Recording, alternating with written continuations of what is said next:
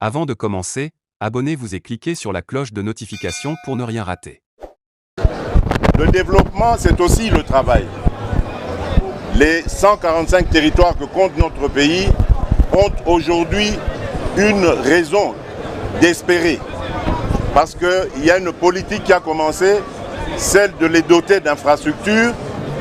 Et j'ai pu, à Kassenga, je peux vous dire, j'ai vu dans quelles conditions nos enfants ont étudié et qu'est-ce que cette politique que j'ai impulsée leur apporte comme espoir et comme bien-être.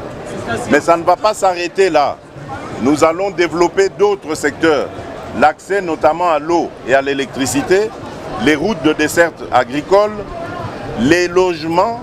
Nous allons donc faire beaucoup d'efforts pour que nos territoires ne puissent pas voir partir les meilleurs de leurs enfants, puissent les garder et continuer de se développer. Comme on les voit dans d'autres pays développés, les gens n'ont pas besoin d'aller dans la capitale ou d'aller dans un chef-lieu pour bien vivre dans les villages ou dans les milieux ruraux où ils sont. Donc c'est ça que nous entendons par développement de notre pays. Et enfin, le C de la RDC, c'est la crédibilité.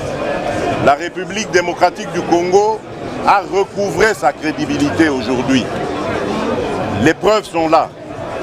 Nous avons connu, comme le monde entier, la crise de la Covid. Pendant 2 ans, les économies du monde entier étaient en panne. La croissance était négative presque partout ailleurs, sauf en République démocratique du Congo. La preuve, c'est que les agences de notation, aujourd'hui, ont rehaussé la cote de la République démocratique du Congo qui affiche aujourd'hui un triple B. C'est la preuve que des efforts sont fournis en République démocratique du Congo.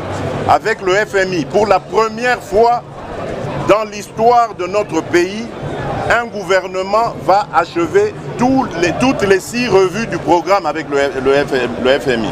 Et ça veut dire quoi? Ça veut dire que nous allons gagner en crédibilité et en investissement. Les gens vont se bousculer pour venir en République démocratique du Congo parce qu'ils ont compris que quelque chose est en train de se passer, quelque chose est en train de prendre forme et ils vont ne pas vouloir rater ça. Voilà, vous voyez vous-même comment ce que j'ai dit demande à être parachevé et non pas à être réparé comme disent certains. Le Congo n'a pas besoin d'être réparé. Le Congo n'est pas un véhicule ou un organe du corps humain pour être réparé. Le Congo, c'est une nation. Le Congo, c'est un peuple qui a besoin de pain et de paix. Nous travaillons à lui ramener la paix et nous travaillons à lui donner du pain grâce à un programme très ambitieux de transformation agricole. Cette transformation que je veux et qui est devenue une réalité aujourd'hui. Je vous ai parlé de la société STL de Lubumbashi, mais il y en a encore d'autres que j'ai vues lors de l'exposition dans le Lualaba. Et là, je voudrais vraiment tirer un chapeau avec tout le grand respect à notre gouverneur, Maman Fifi Masuka. Si on a un coaching qu'il faut, eh bien, on aura des prestateurs de services qui vont faire du grand travail. Maman Fifi qui est ici, il a suffi que je lui parle, que je l'encourage en lui disant voilà, répondez aux critiques par le travail. Ne vous laissez pas distraire, concentrez-vous sur ce que vous faites et vous allez voir, allez à Kolwezi. Aujourd'hui à Kolwezi, il y a un aéroport international. Pourtant, il y a des gens qui ont été gouverneurs à l'époque qui n'ont pas été foutus de doter cette ville qui est la capitale mondiale du cobalt d'un aéroport digne de son rang. Aujourd'hui, c'est une réalité. C'est grâce à ce que nous faisons ensemble pour faire marcher le Congo. Et donc, je vais peut-être terminer, mais avant, je voudrais, à travers vous, mettre en garde notre population face aux candidats de l'étranger. J'ai parlé de notre envie, notre ambition de devenir indépendant sur le plan économique. Ça ne plaît pas aux étrangers. Et donc, ces étrangers vont fabriquer des candidats. Ces candidats vont venir vous parlez, Congolaises et Congolais, faites très attention. Mais ne craignez rien, parce que vous êtes les plus forts. Le peuple a toujours raison. Et donc, ces candidats, vous les reconnaîtrez à leur langage. Ils vont vous amener des concepts venus d'ailleurs. On a entendu déjà parler des notions du genre. Au Congo, nous n'avons pas de problème d'orientation sexuelle.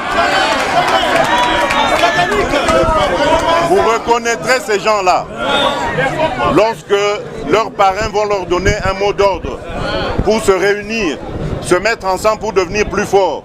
Mais ils vont se tromper, ils ne seront pas plus forts parce que c'est notre peuple qui est le plus fort.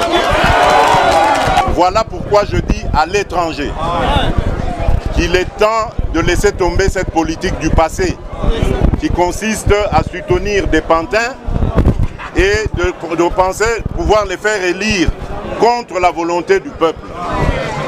Vous devez rester vigilants jusqu'au bout.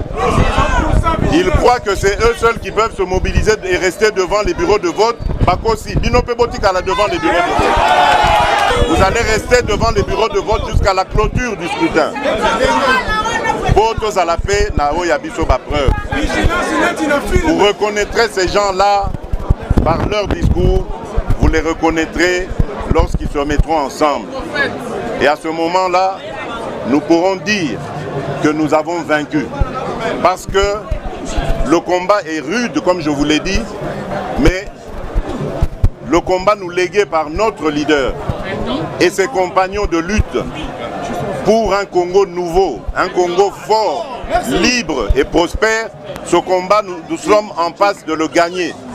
Et donc je dis aux étrangers, je dis à l'étranger, au lieu d'avoir des candidats à qui il va dicter sa volonté, il doit plutôt venir en République démocratique du Congo et nouer des partenariats publics et privés qui vont se mettre à la volonté de notre peuple.